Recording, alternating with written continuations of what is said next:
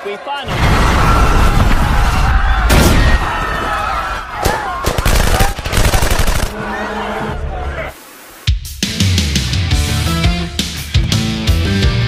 Halo everyone, kembali lagi di F-Movie bersama saya. Di video kali ini, kita akan membahas sebuah film yang berjudul John Doe Vigilante. Jadi persiapkan diri kalian, karena sebuah spoiler akan segera menemani Anda.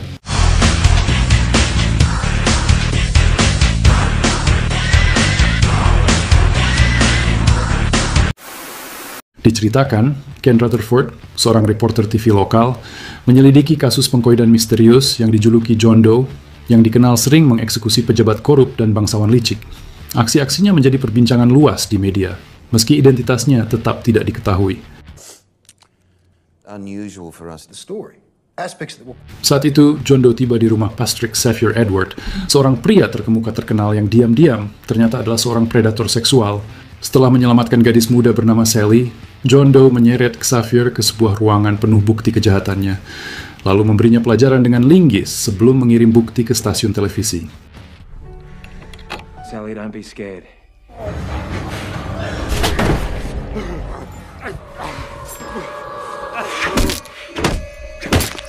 Namun, stasiun televisi tersebut malah menyunting dan memanipulasi bukti dengan menyudutkan John Doe seolah ia menyerang karena kebencian terhadap agama. Ken yang merasa curiga dengan manipulasi itu kini berupaya menyelidiki lebih dalam. Di kantor polisi, ia menemukan fakta bahwa pihak berwenang sengaja menutup-nutupi kasus ini untuk menghindari gejolak publik. Ken kemudian bertemu Sam, seorang jurnalis yang memegang rekaman asli dari aksi John Doe. Saat Sam menyiarkan siaran langsung, ia mengungkap motif John Doe yang dia duga bertujuan untuk menghukum para koruptor yang lolos dari hukum.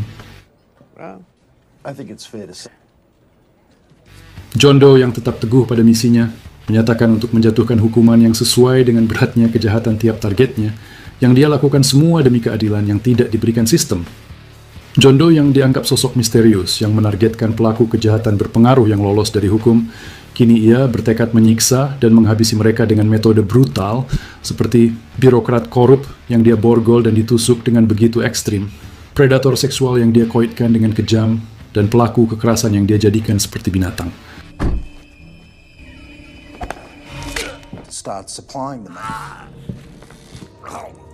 Kini, sasaran terbarunya adalah seorang konselor remaja yang menyiksa dua gadis. Kali ini, John Doe merilis bukti kejahatan korban lewat media sosial, membuat publik paham alasan di balik aksinya. Sebagian masyarakat tampak mendukungnya, termasuk Murray Willis, seorang pendiri klub penggemar John Doe, meskipun dia menolak aksi main hakim sendiri yang dilakukan idolanya itu.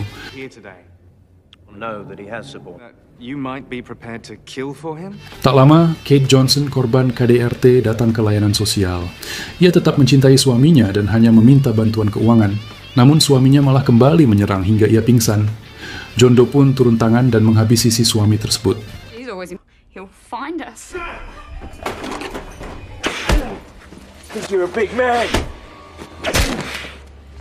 Nah, dijelaskan, jumlah korban yang dilakukan Doe meningkat jadi 18 dan menarik perhatian luas.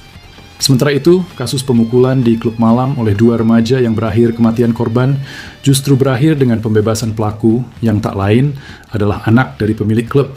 Karena alasan pembelaan diri, banyak yang yakin keputusan ini akibat suap, memicu amarah publik, dan memperkuat pandangan bahwa sistem hukum telah gagal.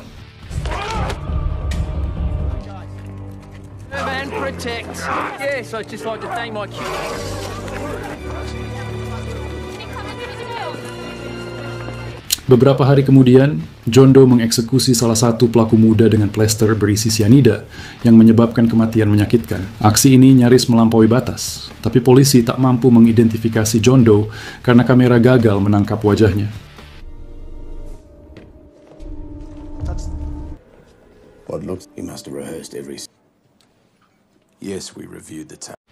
Kepala polisi menduga bahwa ia adalah mantan pejabat militer dengan keahlian khusus.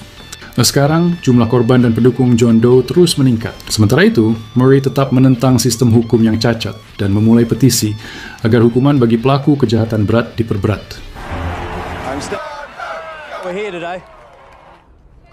He's left men at $50 a hit. 95. Namun, Kementerian Hukum menolaknya karena tidak didukung pemerintah. Akibatnya, sekelompok pemuda pendukung John Doe bertindak sendiri. Mereka menculik pelaku kejahatan dan pejabat korup, menyiksa mereka di markas rahasia.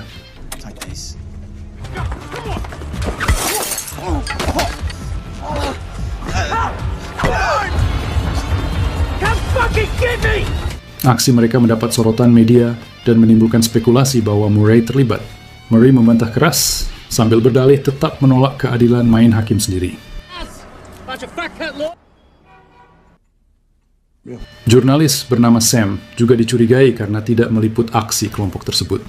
Ia mengakui bahwa sikap diamnya disengaja sebagai bentuk dukungan terhadap John Doe dan rasa frustrasinya terhadap otoritas korup.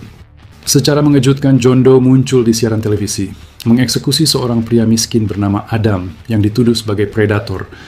Adam menyangkal semua tuduhan, meski John Doe menunjukkan bukti berupa kuncir rambut anak-anak korban. Yeah, I'm not either.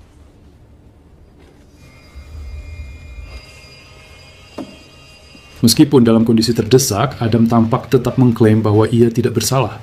John Doe tampak menerima protes Adam, tapi memberitahunya bahwa tak ada yang akan datang menyelamatkan di lokasi terpencil itu.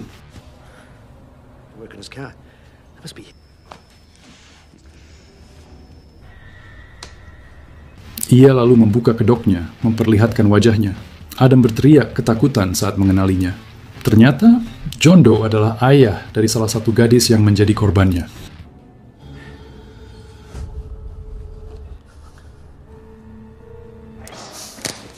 There's Chloe. Hi, honey. You see that? John Doe mengungkap bahwa niat awalnya adalah membuat Adam cacat, tapi menyadari bahwa bantuan negara bisa membuat hidup Adam malah lebih nyaman. Karena itu, ia pun memutuskan untuk menghabisinya.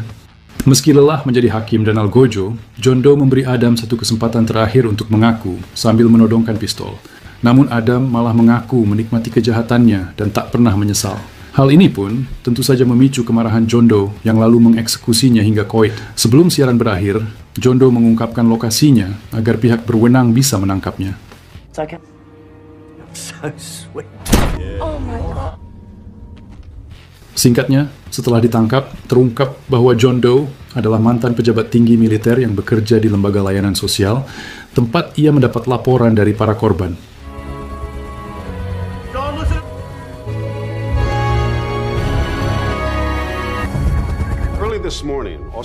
Ken mewawancarainya sebelum persidangan dan menyimpulkan bahwa John Doe hanyalah pengkoit yang membenarkan aksinya lewat dalih keadilan.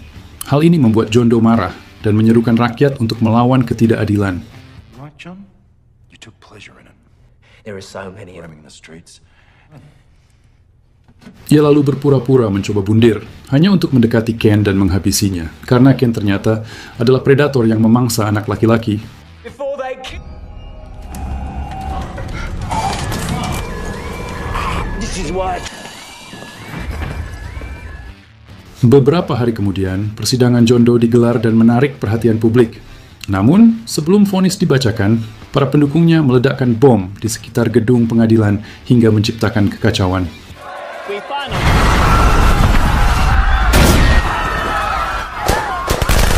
Dengan bantuan helikopter, mereka menyerang keamanan dan berhasil membebaskan John Doe. Sam dan Murray tampak tenang, seolah mengetahui bahwa peristiwa ini akan terjadi. Film pun akhirnya selesai, benar-benar ending yang begitu mengagumkan.